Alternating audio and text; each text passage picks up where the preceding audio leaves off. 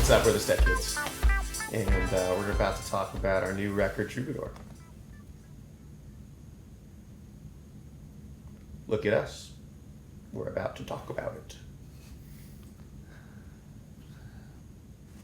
Oh, is this? Okay. Do you want me to kind of ask you questions so you kind of have something to flow with, or just you just want Yeah. So your second album, Troubadour, will be coming out next month. Why don't you guys tell us a little bit about where the entire idea for Troubadour originated and the inspiration for the album?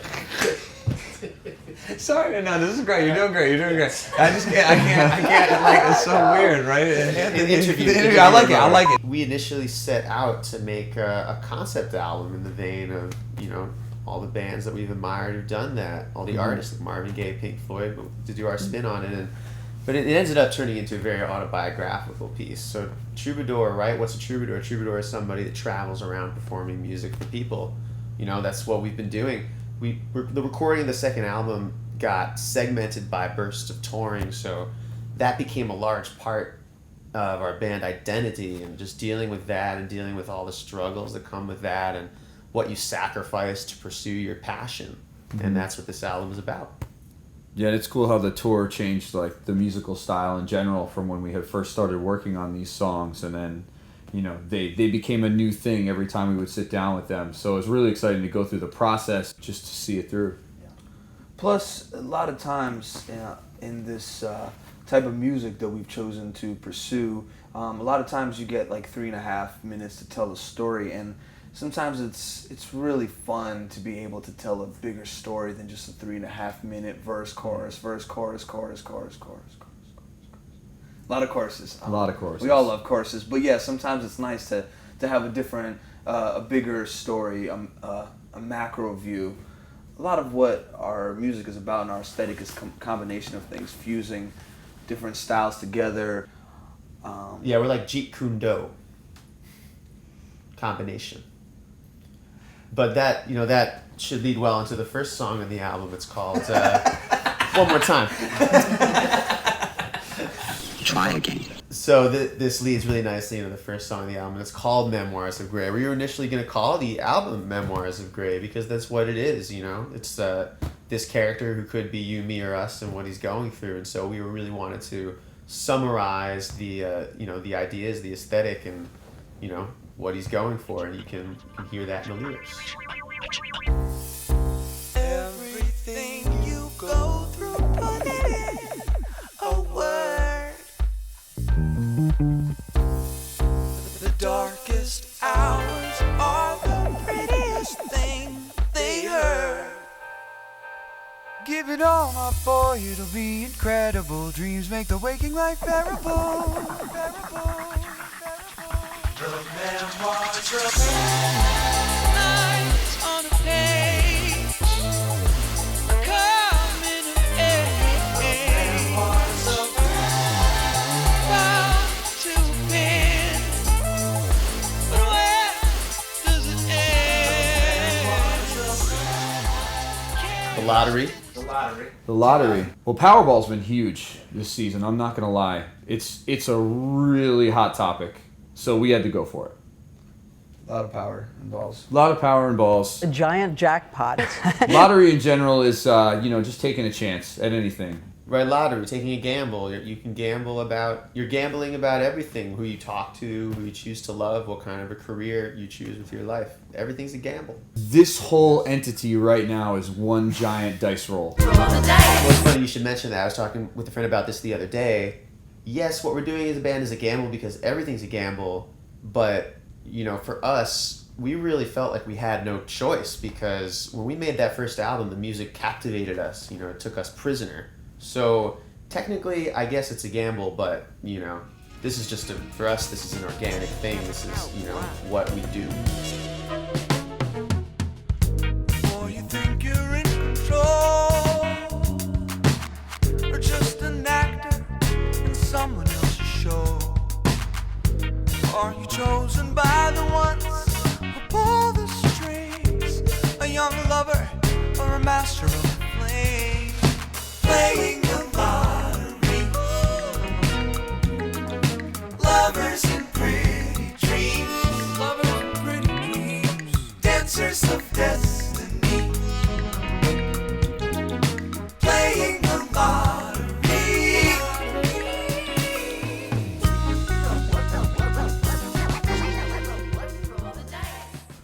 So Desert in the Dark, we were stoked on making it. We flew out from the East Coast and we were in LA and we're like, got the call to meet up with Matt and Sid from the internet, work with Odd Future, just huge fans, and we're like, let's do this. And we went over their house.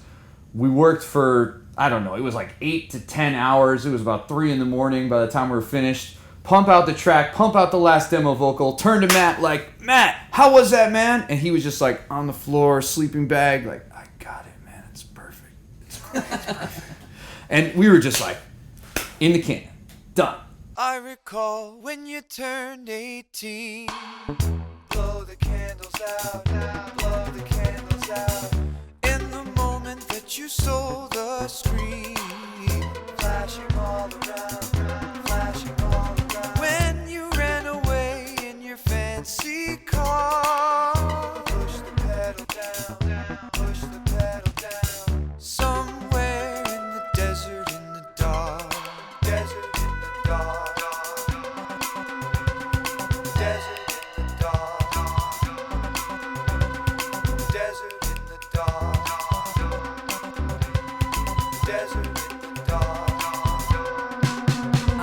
The desert of your mind, looking for the ride. These hills I gotta climb to cross the borderline. It just started off. We were like, man, you gotta write a song, man. You gotta do it. Just gotta do it. That is how it started. Yeah, I mean, a lot of it is, it's about the common insecurity that we all have of being comfortable in our own skin. And so, yeah, musically, Insecure Troubadour reflects that direction of breaking things down, musically, lyrically, not overstacking it, just a simple approach, one instrument and a voice telling a story. And it seems today the tide is low. The more we learn, the less we know. His words and song, a one-man show.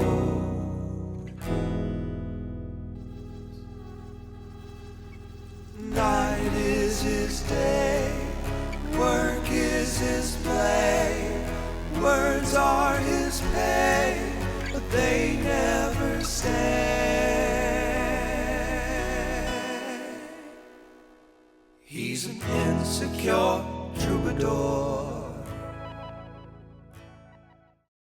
Well, yeah, Sweet Salvation, that was the first song we actually finished for this album, but we started it years ago. It originally began as a remix for somebody else.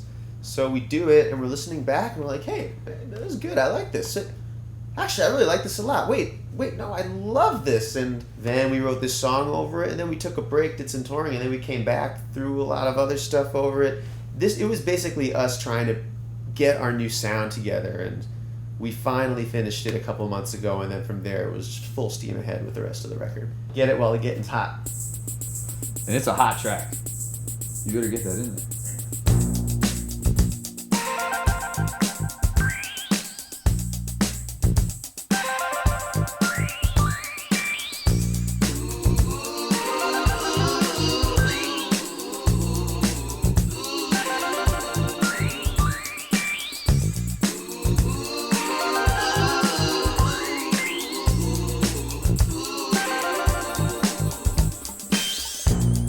Crying birds and dying words have let me live.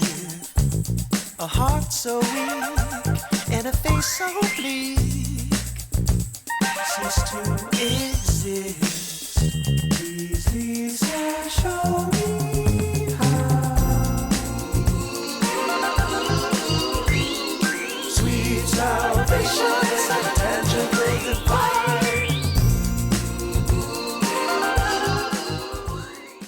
This song lyrically just came from a book.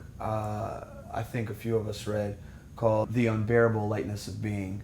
And the author in that book described basically God or any kind of two events that coincide with each other as, instead of looking at it religiously, looking at it as a symmetrical, like a painting. Like, so we were, just kind of wanted to riff on that lyrically of how events coincide. Yes. And It's another word to kind of describe what most people would refer to as a synchronicity, where there's two things that are happening and you feel like the coincidence is, has a purpose, and whatever happened before, it's happening now. There was some sort of connection there and happening, together. So symmetry, synchronicity. Well, and also we put this song in the order it's in the album too, because we've just given you some pretty intense music, and this is a real time for reflection. If you notice, the song is really based on loops and it has more of an ambient feel to it. So we felt like it's the right amount of texture for this part of the record.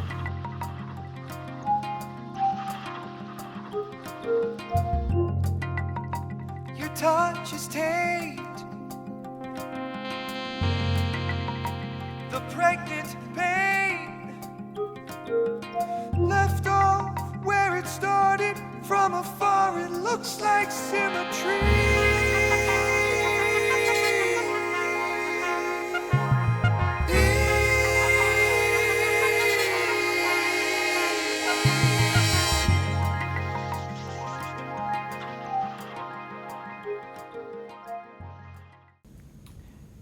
moving pictures is sometimes you could look at life as it's like still life, it's like you see a picture in your mind of a time, and I suppose that's all that life is just a series of pictures combined together, and I guess that's what it's about. And a certain situation gives you a mood or feeling, so it's just a bunch of different situations, what kind of moods and pictures they set. But the interesting thing to me is, at least what we were thinking, you can interpret any you want, but something messed up could be happening, and then what's one way of dealing with it? Well, get in a car and just go, because then at least you're doing something. You let your mind wander, and I definitely see the verses as that, like it's someone's in a car and watching things go by, but still can't get what is really going on personally with any number of relationships out of the picture.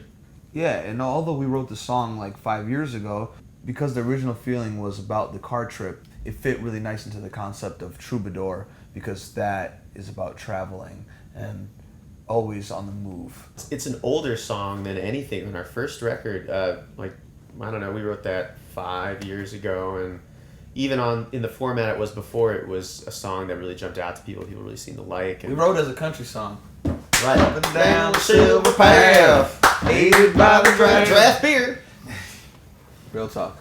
I don't know, months, years later, we just gave it another shot, and then once we hit on that bass line and that drum beat, it was, we just definitely had one of those studio moments where whoa, this sounds like something that we've heard a bunch of times before, but we know it's not, so that's good, and then we just took it from there. It's important because we really don't want to get sued. What he's saying is it's really important in this song. I mean, you could get sued if it sounds like another song.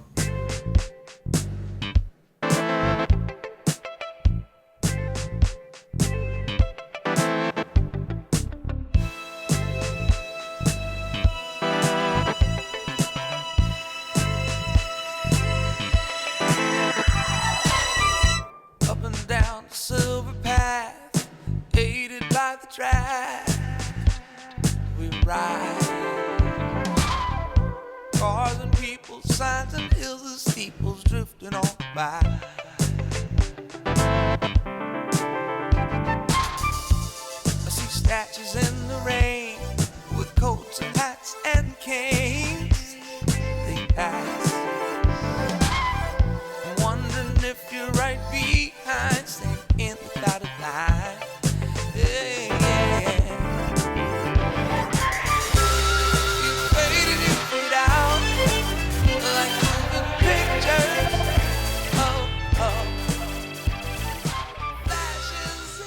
We had a moment Yeah, moment. on Bitterbug. Yeah. It was previously a different type of song that had a verse and a chorus and a verse and a chorus. And it was pretty Stepkids, at least what we knew of ourselves at that point. Anyway, so we got a little bored with it, not gonna lie. Released a version and said, I think we could do something else with that. And so we did. And we all took a chance at something we had yet to do. And yeah, I mean, the song is, I guess it's about being bitter. Maybe it's not, who knows? But find out for yourself. It's like a blues song. Yeah, it's like a blues. Exactly. Singing to your girl that you're, feeling some kind of way. It's a blues song. But yeah, I thought it was interesting though, because we all took turns, and that was total camaraderie that we often have on our first album, like Legend of My Own Mind, where we take turns saying phrases and stuff. But yeah, it was fun. It was fun to work in that style. The best part about it is that we brought it to each other because we rely on each other's production skills to be like, dude, I just wrote this thing, like, help me finish it off. And every single one of us had, a point in time where we were like, assisted by the other. But it was really nice because we did bring in our own thing, and, as it always goes, we bring it in, we revise it, and put it out.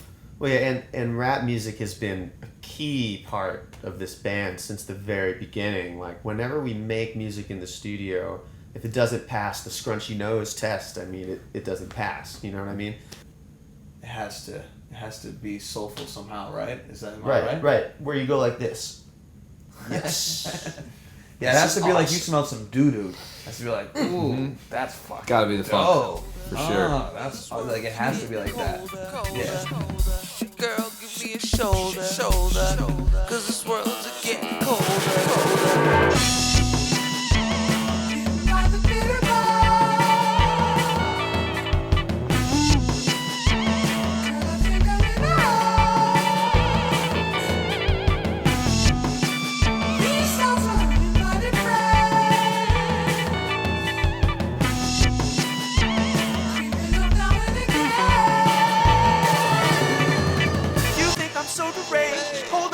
Explain.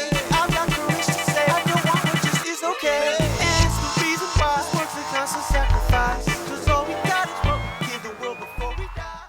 So this was a great break in that it was a break both in speed, tempo, volume, and homogeny. It's the least homogenized of any of the tracks that are on the album. So this is really exciting for us for that reason alone, for sure. But also thinking, like I said before, on a macro level, conceptually, sometimes, a lot of the modern albums just have this thing of like having 17 3.5-minute songs, back to back, and it's like, like we wanted it to treat it more of as a whole narrative, as a whole album, and sometimes you just have to let the listener rest, and this is a point of rest. They don't have to listen to another chorus, essentially. They can just tune out for a second and be taken into the next scene. And that's what essentially this serves as like a glorified interlude, I think.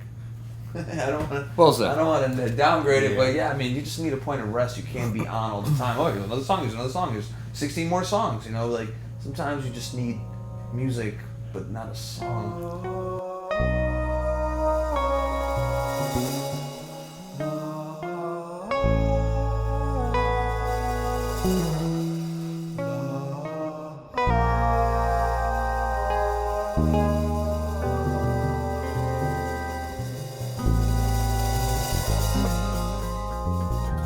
Honestly, then interludes into Art Forgetting, which I think for you guys, knowing your jazz roots and how important that genre of music is to you guys, it's obviously has to be a very special song to you. Take it from there. Well, right, I would say, it's funny, all of us, our roots are in jazz music, and this is a very special song for us. Well, Jeff and I actually met by playing jazz together. We met in the summer of 1998, playing bebop gigs all up and down Connecticut. Like, we were playing everywhere, like country clubs, like little bars, and, we ended up, hanging out a lot that summer, writing a lot of music together, and recording a jazz record, and, that interplay of being in a jazz group is, really the basis for the creativity of this band. Like, Tim also started out as a jazz musician, so, we have that in common, and paying tribute to that is something that we're gonna want to do for the rest of our lives, and that was the basis for this song. But I think what really appeals to us about this song, like, isn't that we're like, oh, we get to put jazz and make it pop. It's that the song itself is really strong, and we were really proud of the simplicity of it and the lyrics. And Tim gives quite an excellent vocal performance as well. Does your dad like Art of Forgetting? He did like it. Does your dad like Art of Forgetting? Of course. I think My that's dad loves our Art of dad's, Forgetting. yeah. That's what the song's about. Right, but lyrically too, we put it last on the record because it really ties everything together. The art, the practice of moving on, of contextualization, something very necessary in order to grow. Some will take the weight and some will give. Pick and choose the ones that you let live. Bound and broken, she sings, knowing the art of forgetting.